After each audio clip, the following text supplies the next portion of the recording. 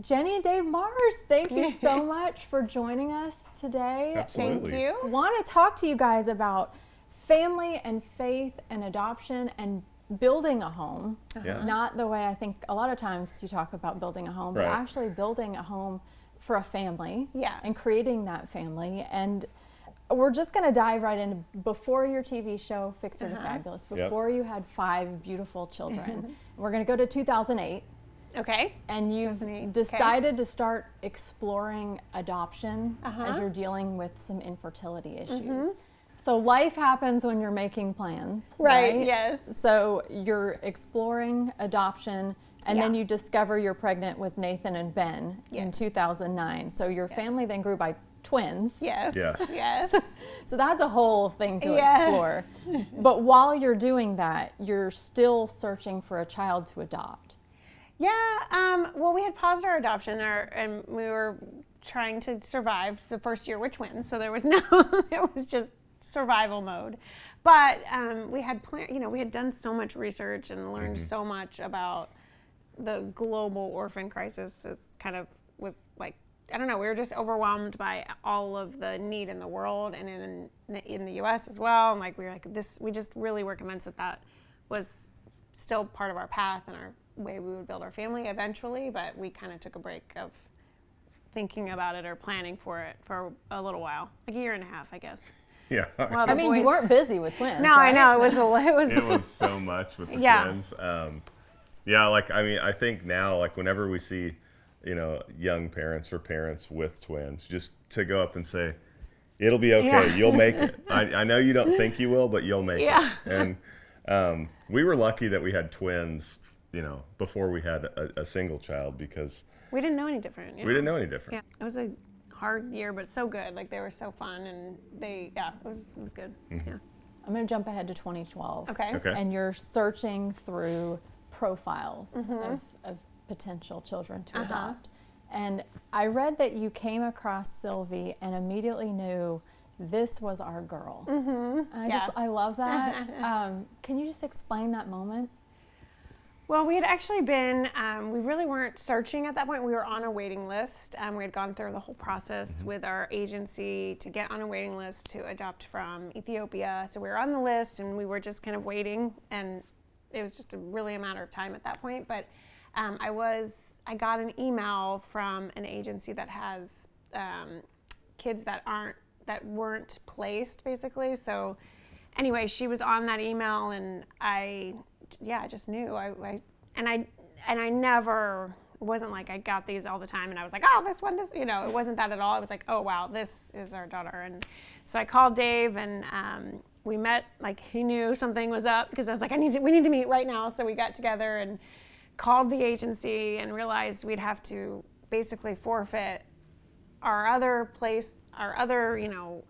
we were on the wait list, and all of the time and money and paperwork that we'd already done, we would have to kind of start all over, because we would be switching agencies, switching country programs. So it took us a couple days to really finalize, this is definitely the path we're going to go down. But we just knew something was calling us to her. So yeah, and we at first we didn't know the country that Sylvie was Yeah, they don't from. list any of that. They don't list any of that. So you're just taking a big leap of faith that, you literally have to start all over. And Jenny she called and said, this is her. I know it. This is her. And when she speaks like that, I just gotta listen. So gotta listen. And, of course, I mean, it's perfect. But it was a long, hard process. We didn't realize what we were getting ourselves into, the moment we said yes. And so at that point, you adopted Sylvie. She's in the Democratic Republic of Congo. It's August of 2013. So she's your legal child, but she's not with you. And there was a long time until she was with you. Yes. Explain that. I mean, that is a grueling process. It was horrible. Yeah. It was hard. It was horrible. Yeah, so we went through the whole process, basically. There's a lot of paperwork, a lot of court hearings, a lot of just legal things. And so she was legally our child. She had her U.S. visa. She was ready to come home, essentially. And that's when we first met her. We didn't meet her until we knew the adoption was final because everything is pretty Fluid. fluid in the Congo. So we were always nervous, like anything could fall through at any minute. And it did a lot for a lot of people, but it didn't. So she was legally ours. So we went and met her. And when we left her, and we knew we'd be back. We hoped we'd be back in like a month, maybe 2 months. And then right about, I don't know, a couple weeks after we got home, I don't remember the exact timing, but they basically shut down all children leaving the country. There were about 700 kids in process at the time. And in order to leave the country, you have to have one piece of paper. It's called an exit letter. And you had to get it from the government, and they stopped assigning exit letters. And we found out, and we're like, I mean, it's just literally, I mean, there were a lot of families that were visiting their kids to take them home. Oh. Like they were there on their last trip. We had one more step in our process to get to where we would bring her home, but we thought, again, it would be maybe a month. But there were a lot of families that were there. They were coming home, and they were not allowed to leave. And it was just horrible. It was devastating. And we got her, she was in a foster home. We got her moved out of her orphanage, and so we knew she was somewhere safe. But actually, I ended up getting pregnant with Charlotte, which was a total surprise because we had had so much trouble with the boys, and we didn't think we could get pregnant naturally, and then there's Charlotte. So that was a big surprise. So I couldn't go back to Congo to visit Sylv, and Dave went back a couple times and we tried everything. We met with every It was so frustrating. Yeah. Because as a dad going there, you want to do everything in your power to bring your little girl home, and we could go as a family and move to Congo, and she would live with us as our daughter. And if we got her out of the country, she was the U.S. government said, well, she's legally yours. Everything's been processed and done.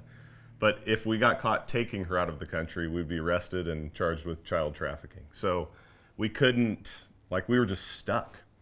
There was just like Jenny said, the things that we tried, the things. Well, we had like a letter writing, like all of our friends and family wrote letters. Our Congressman Womack and Senator Bozeman were super helpful. They were amazing, actually. I met with them and their staff probably every week. We went to DC and did like a thing on the Capitol Hill. Like we just did everything. We actually somehow got a connection with the Pope. Like the craziest things. And the Pope wrote a letter.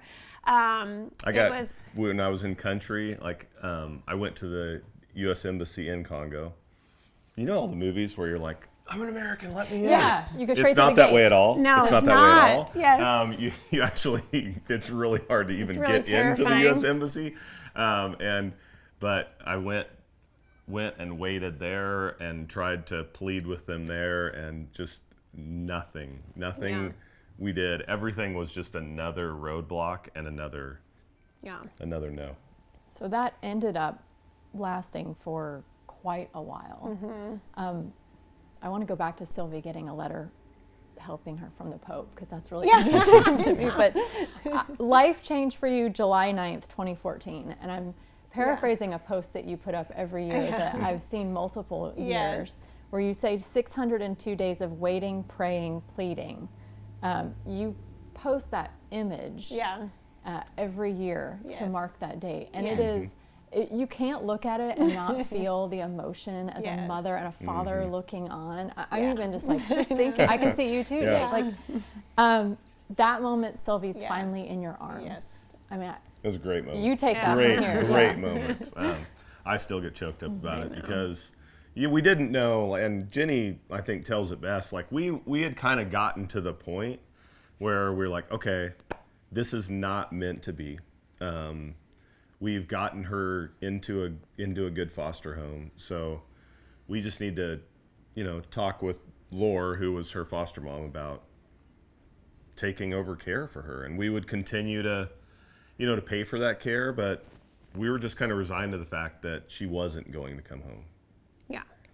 Yeah, I think I just got to a point where I was like, it was out of our control, and God basically was like, okay, getting her home, you've been fighting. I mean, literally, that's all I did 24 hours a day was dealing with talking to people in Congo. I had so many people that were helping us, people here. I mean, and I had a newborn too at the time. And he basically just was like, you need to surrender this because she's become an idol in your life. And I know it's your child and you want her home, but you have to surrender and you have to trust me. And so we did. And we basically just said, she's our daughter. We're going to visit her as often as we can, but we're never going to likely, based on the situation, have her living here with us. Right. And so we had a conversation with her foster mom and had a plan in place for her to go to school and all the things. And it was horrible because she was our daughter, and it's hard to describe if you've not adopted. Like, in the process, it's hard because we'd only met her one time. We'd gotten to know her through photos and through FaceTime calls and all of that. But she's always on our mind. Every time I'd be in the grocery store and I would think, I wonder if Sylvie ate today. And I can't tell you how many times I had to leave the grocery store crying. It was always the grocery store. It was always the hardest because I didn't know what she was eating. And so we basically just decided, let's make sure we set a plan up and let's just surrender control of this. And I don't know, a couple weeks later was when we got a call, and Laura said she thinks she's heard rumblings that they're going to let a few kids go and then they're going to close again. And we were like, okay, we'll try. And at this point, there's been so many false hopes that she was coming home, so I didn't feel like, is this real? I don't know. So They ended up giving 3 kids a letter to leave, and Sylvie was one of them, basically because she had already had pre-approval of a medical visa a year before. So anyway, she was able to go, but again, we didn't really believe she was going to be able to go until she was on the plane and in the air. Because at any point, they could have just said, Just pulled it, no, we can't let her go. And even when she was on the plane, we were worried they would come in and take her off the plane. It's not a very safe place. It's not a very trustworthy place. There's nothing, it's just a hard place. And so we got the letter. We bought Laura because they gave Laura special permission to fly her home, and so Laura got on a plane the next day for the first time in her life. She'd never been on a plane, and she was taking a 2.5-year-old across the world by herself. Bless her. I know. That's a journey. I know. And then Laura got sick on her layover in Paris or wherever Belgium.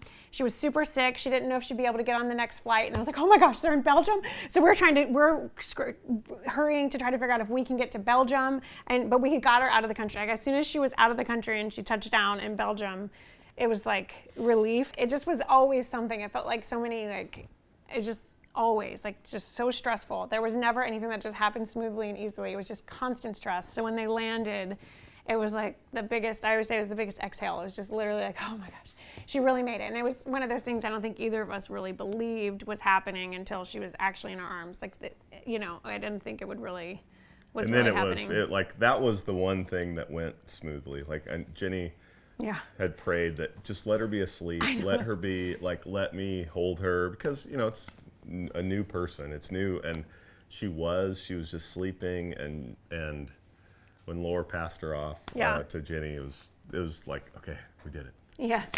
We did it. Yes. So it's great. The way you said an exhale. Yes. We're all exhaling. Just listen to that story. Yes. Yeah. So I'm going to jump ahead a little bit now and talk about the life over the last 8 years. So Luke was born in 2019, the same year that Fixer to Fabulous premiered. So that's a lot going on. Yes. But I wanted to share a quote from you. The main reason that we said yes to this HGTV journey of ours is for us to have a platform to share about adoption and orphan care, family preservation, the things that we're really passionate about. Mm-hmm. And I love that, and I want to talk about the challenges and surprises that you've had throughout that moment that Sylvie got home, throughout these few years. Mm-hmm. Talk about what were you surprised by this journey? What did you expect? Oh gosh, so many things. Because Sylvie was where she was for so long, I think we missed a lot of really key life development moments that we we just, that was probably the hardest thing for us during the wait, is knowing like we're missing all of this time, our first 2.5 years of life. And we went to another set of twins. Yeah, because Charlotte was a newborn. Charlotte was 2 months old, and Sylvie came home, and she's 2.5, but she doesn't know who these people are. She doesn't speak any of our language. She doesn't, everything was new to her. I'll never forget the first night she came home. We gave her a bath and put her in the bathtub, and she was so scared because she'd never had a warm bath. It was always just freezing cold water. Yeah. And learning to every morning we got to check under her pillow, because subconsciously she sees food, so she's hiding it, and she's not even doing it.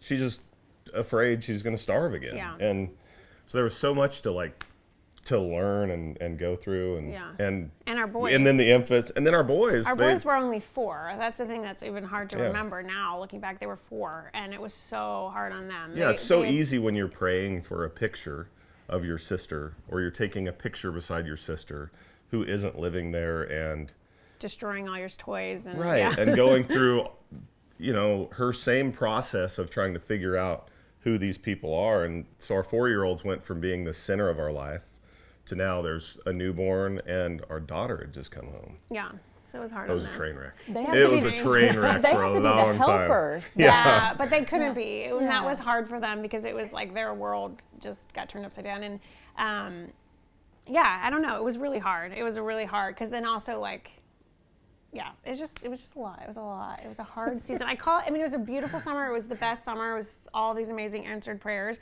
But I call it the dark summer, because it was just really dark in our house. It was very heavy. We couldn't have friends over. We couldn't see anyone, of course, because we were trying to create this bond with Sylvie, and making sure she knew we were her people, because she would just go to anyone. She just would see anyone and walk off with them. And so we were trying to do that. And so we just felt like, oh my gosh, what in the world did we do to our family? We just ruined our family. Our poor boys, they're going to grow up and they're not going to, I don't even know. It was so hard. But then tons of therapy and healing. And we're still always, there's so many scars that everybody has from all of that process, but so many good things have come out of it. And I just think the first time we probably both felt like, okay, we're gonna be okay as a family, and it's gonna be good. It's good long term.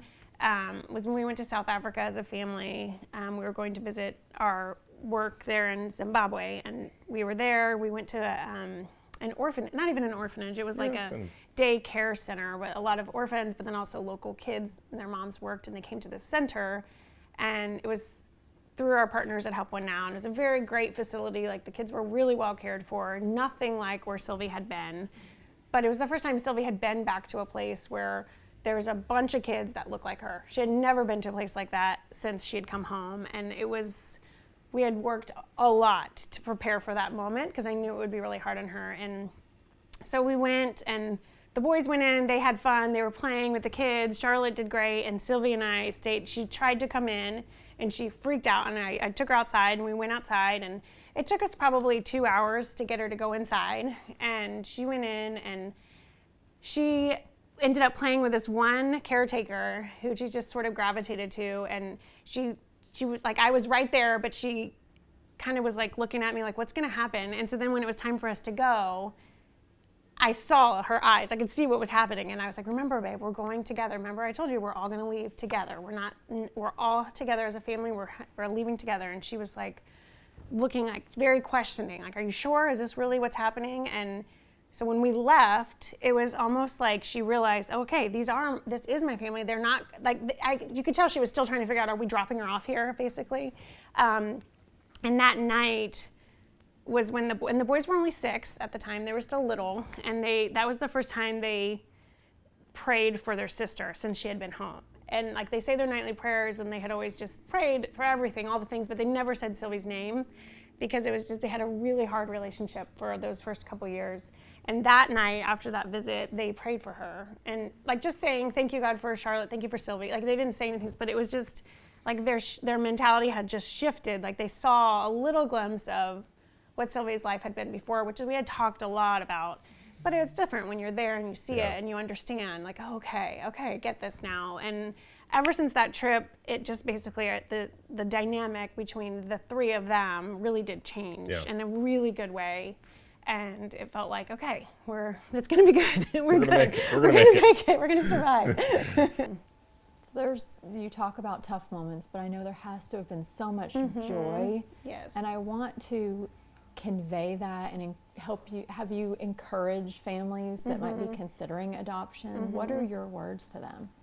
I mean, I think there's so many moments that you think, I mean, I always say we had a front row seat to watching redemption happen. Like that's pretty incredible, and like a true, like, I look back on the stories, you know, that happened. There were so many little stories of miraculous things that God was saying, like, look, I'm in this, I'm doing this. And so for us, it's sort of like a benchmark for our family. Like we know God in a way that we wouldn't have known him before adoption or before even stuff with our boys, because our boys were born early and were really sick. So all these things, like these hard things, we got to know him more and his heart more. And so for us, I think that's been really, really amazing. And then also just for our kids, like they just have they look out for each other, and they welcome people that they don't even realize that they don't look alike. I know they do. They don't realize, like, they're so much more open and welcoming to everyone. Like whenever we travel or whenever we have our friends from Zimbabwe that come to visit us, or we go there, or we go to anywhere, and they're so open to new people and cultures and things that are so different, and they're not scared of it. They're just like, this is what we do as a family, which I think is really good. Like they just, I don't know. And hopefully. I think like part of why we said yes to the show was like that our family doesn't look like your normal family, and that's okay.